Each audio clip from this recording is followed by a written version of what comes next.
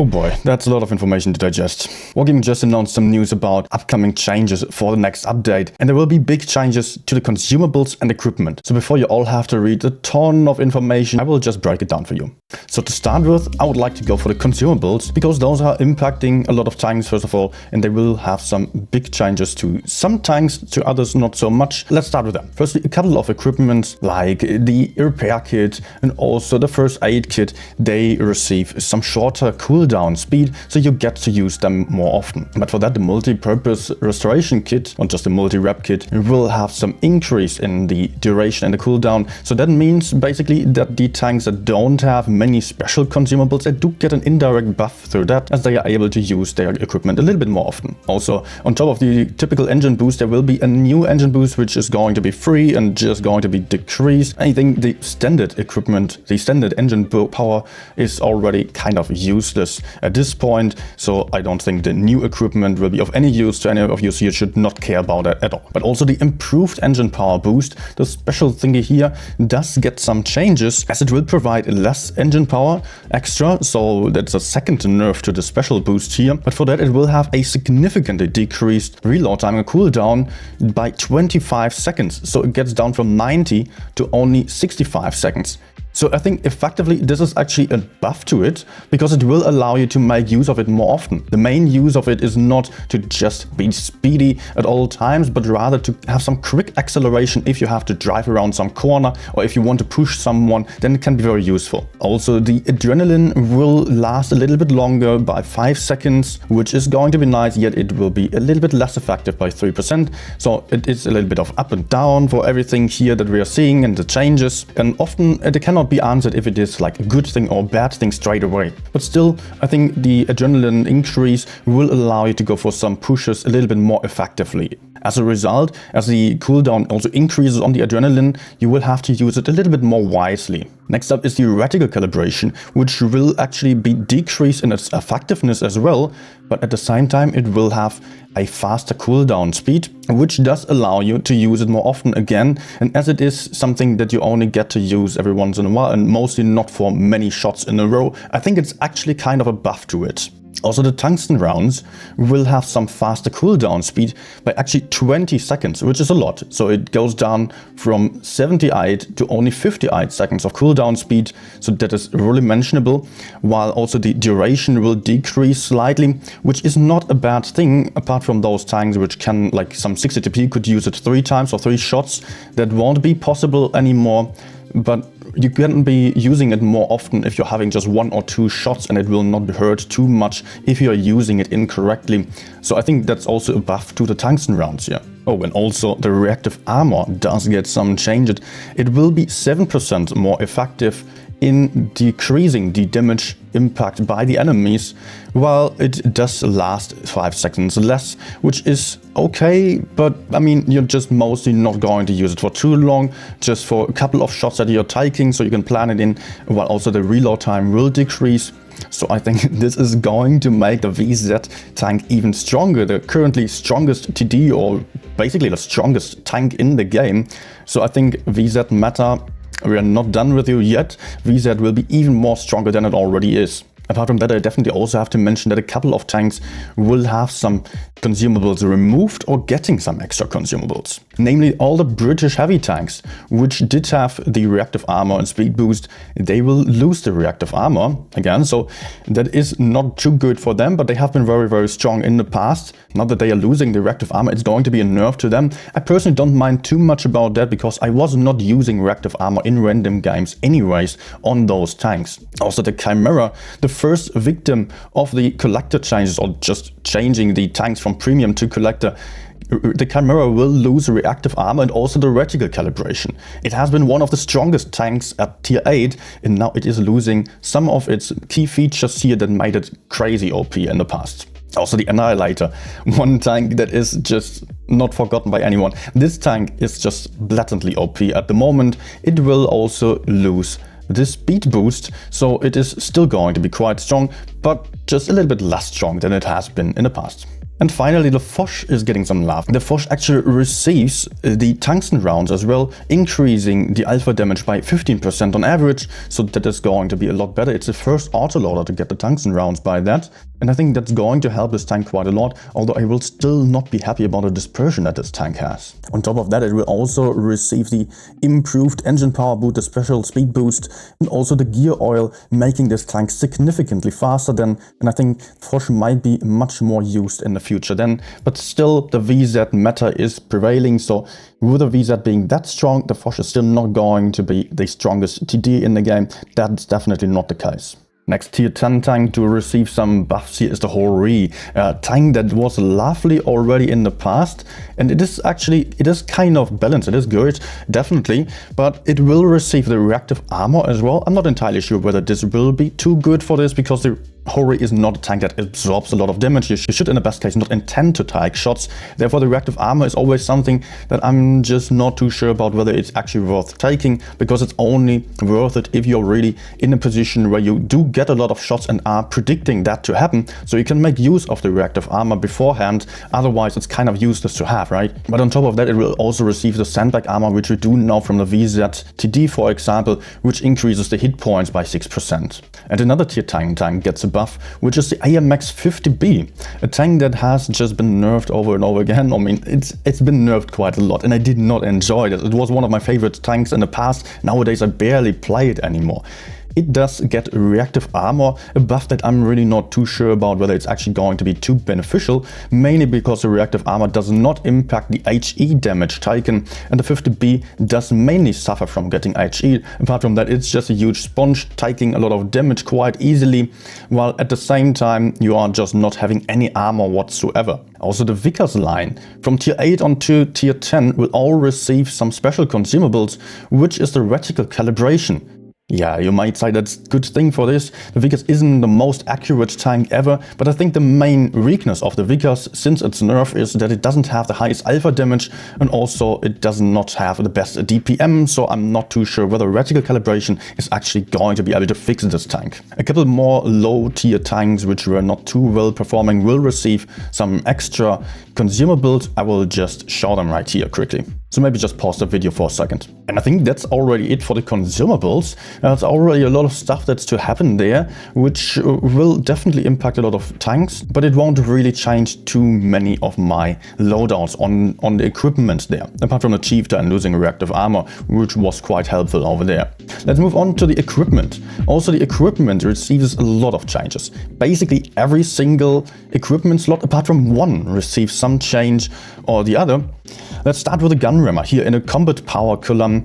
The gun rammer does get a little bit of a nerf, meaning it will only grant you 5% better reload speed instead of the 7 that it previously had. I'm using the gun rammer on basically every single tank apart from a few autoloaders, so I think here is where the rammer is just going to have a little bit of an impact on my playstyle, maybe, but just 2% is really not that much. Speaking about autoloaders, the autoloaders which currently do not have any gun rammer but just the ventilation system or the improved ventilation and the calibrated shells, they do get a buff as well, because the autoloaders will get an extra of 3% to the crew mastery instead of the 5 that the improved ventilation was previously giving. So that will increase a lot of characteristics. As you can see here, every single characteristic almost is being impacted by the ventilation system. And this has to be kept in mind here, that the Batchet currently has the highest view range in the game with the extra 3%, and will be crazy. Actually, with the Batchet getting a buff and the VZTD getting a buff, two of the strongest tanks that we are having in the game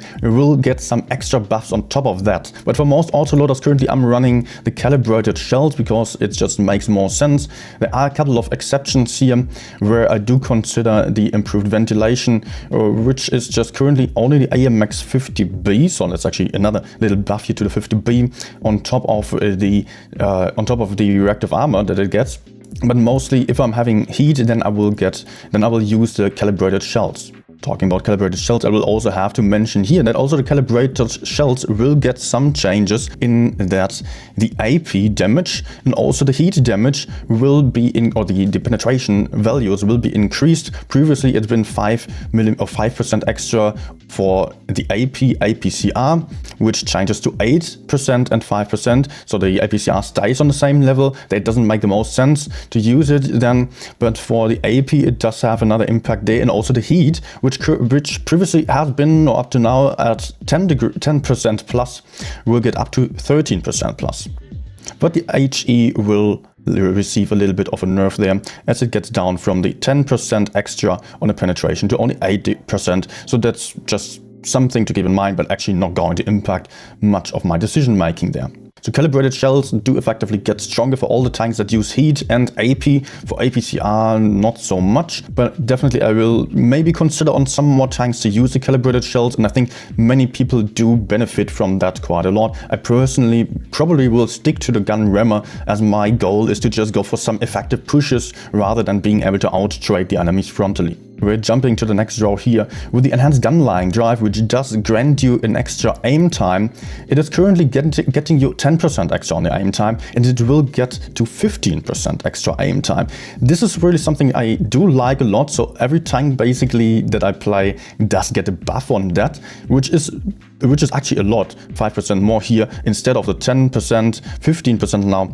That doesn't make a difference. But still, you can consider the supercharger, which I do run on a couple of tanks where I feel like it is needed because the shell velocity is just too slow. So also the supercharger does receive some buff here.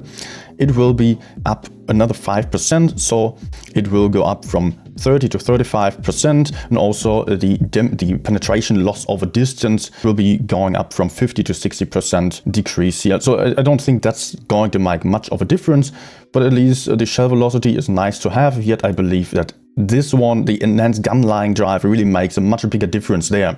And on to the next row on the combat power with a vertical stabilizer and refined gun here. Also two main equipment slots that are very important that I basically get on every tank, even on lower tiers when I'm grinding. That's the last one I would get there. And here the vertical stabilizer does receive a little bit of a nerf. Bonus to accuracy while moving and turret turning will be reduced by 3%, so it goes down from 15 to 12%.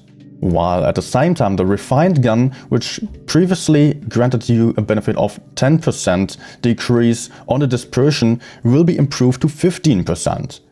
So that means that the refined gun will effectively be a lot better to choose than the vertical stabilizer. And I was running the vertical stabilizer on almost every tank, or actually every single tank. So I will just switch over to the refined gun and will benefit from better base dispersion and also just end up on a much smaller dispersion in the end then. So this is something that I will switch on every single tank that I play. Same goes for vitality, which I've been running with the improved modules previously. The improved modules will be changed quite a bit there in that they do not impact the fuel tank and ammo rack durability anymore, but now it will give another 20%, so 30% in total to the track durability. Also the damage from ramming will be decreased a lot here, another 40% there, so from -20 to -60% damage from ramming. Yet I have to say that most tanks I feel like are not meant to ram. You should only really be ramming enemies if you are heavier than the enemy, if you are also fast enough to do so. So I don't think ramming is something that I do on a regular basis. So therefore, the other equipment slot here, the defense system, is going to be a lot better as an option here, which will also get another buff. The defense system actually gets a good buff here. There's now getting a big bonus on the crew protection and also the ammo rack protection. And I think as you are just getting shot quite often throughout the game and ram quite rarely, I think this will be a much better option now for all my tanks, actually, as I'm just able to get a little bit of a bonus there, so I don't have to use my repair kits all too often anymore. Next row on the vitality column here, the enhanced armor and also the improved assembly, which are granting you the hit points, will both get some changes, with the enhanced armor losing a little bit of effectiveness, just going down from 4 to 3%, and also the improved assembly will go down from 6 to 4%, so the survivability of every tank will go down a little bit, making everything a little bit more vulnerable. but as both get changed here for everything, that will really not impact anything too much. Lastly, enhanced tracks will still be useless. They will not get any changes.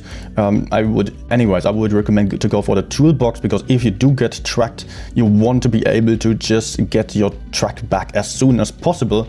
Otherwise, you will be in the open and be a vulnerable target.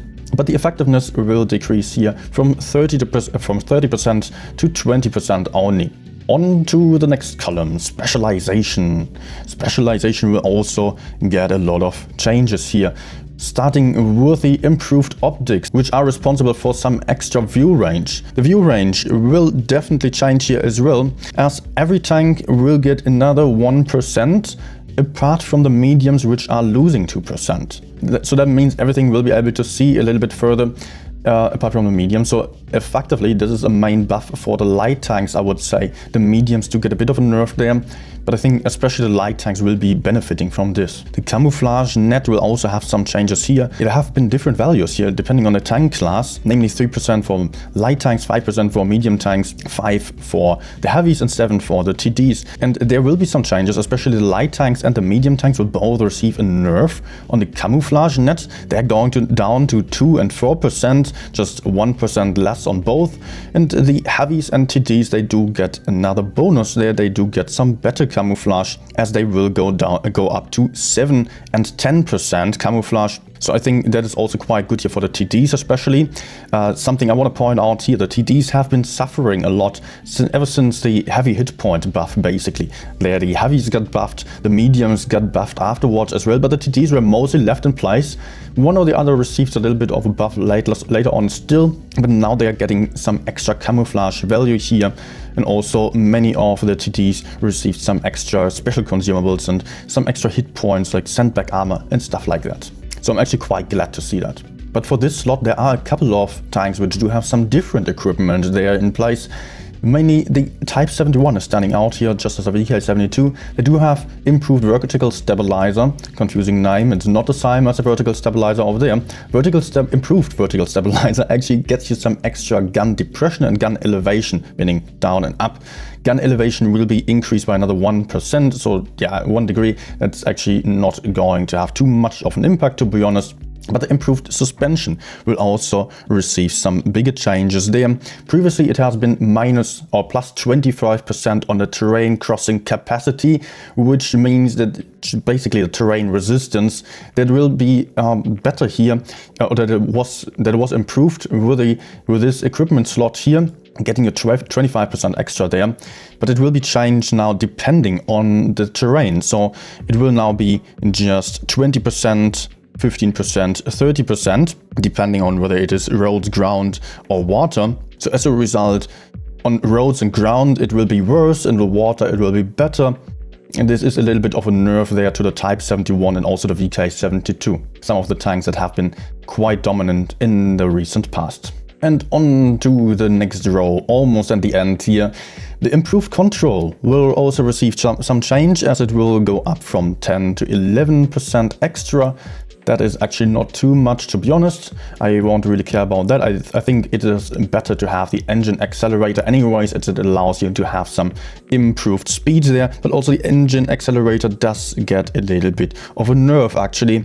It will be 4% for the light tanks, 5% for heavy tanks and tank destroyers, while it has been 7% increase of the engine power for all tank classes in the past. So maybe it is now worth considering the improved control here, especially for some TDs, as it will allow you to traverse faster and not get circled that easily. Maybe for some heavy tanks, like some slow heavy tanks, it would make sense there as well, although I personally rather prefer playing for the pushes. Yet I think if you are on the average level, then you will more likely benefit from the improved control, as it allows you to just avoid getting circled by some faster medium tanks. And finally, we are arriving in the end here with the last slots, which are the Consumable Delivery System. Complicated name, but it is just an easy thing that it does 15% to the cooldown speeds of consumables and abilities, so that will be nerfed a little bit from 15 to 12%. It is a slot that I was not really using too much anyways, to be honest.